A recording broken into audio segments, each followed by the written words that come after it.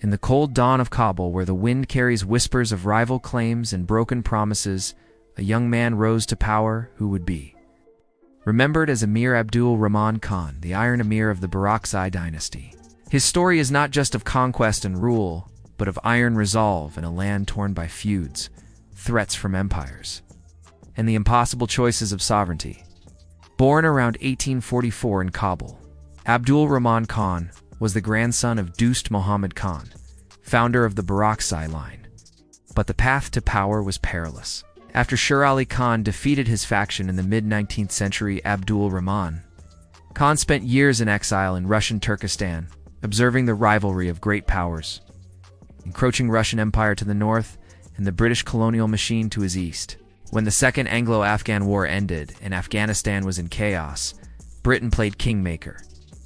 They saw in Abdul Rahman Khan a ruler who could bring stability, but only if he conceded certain strings in foreign policy. Returning from exile in 1880, he was welcomed by many, yet his freedom of action was already constrained. Once in power, Abdul Rahman embarked on a campaign to unite a fractured country. He reorganized the administration, established new government offices directly under his oversight, and sought to modernize where possible, importing machinery, appointing foreign experts, introducing hospitals and modern tools. Perhaps the most consequential moment came in 1893, when Sir Henry Mortimer Durand, speaking for British India, proposed an agreement to demarcate the control line between British India and Afghanistan, the now famous Durand Line. The offer was not exactly one that could be accepted freely. This was no polite negotiation. It was pressure, rhetoric of threats, and the looming specter of military force. British forces were massing near strategic areas like Chitral, Swat, Bajaur.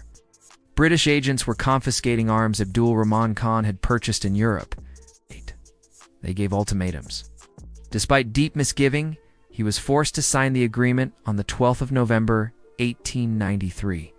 It was not a joyful surrender, but a calculated, reluctant concession. He saw through the game. Abdul Rahman kept copies of British letters, and in his diaries he writes that some of the notes from the British viceroy amounted to ultimatums. He sought to postpone formal boundary demarcation, arguing he must consult tribal leaders, fearing a grand war among tribes if they felt their lands were being given away. Subsidy lever. One of the tools Britain used to pressure him was economic subsidies. Fear of Russian advance. While under pressure from Britain, he also saw Russia's shadow creeping over Central Asia. Abdul Rahman Khan died in